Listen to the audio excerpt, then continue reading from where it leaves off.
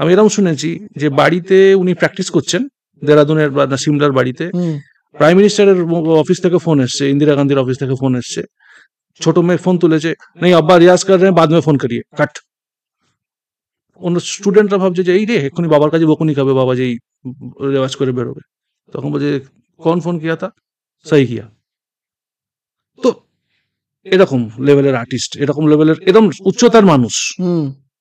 তখন বলছেন যে রাষ্ট্রপতি মাঝখানে প্রোগ্রামের মাঝখানে রাষ্ট্রপতি আসবেন, তখন বাজনা থামাতে হবে, আবার উনি রাষ্ট্রপতি বক্তৃতা করবেন, তারপরে চলে যাবেন, আবার বাজনা কন্টিনিউ করতে হবে।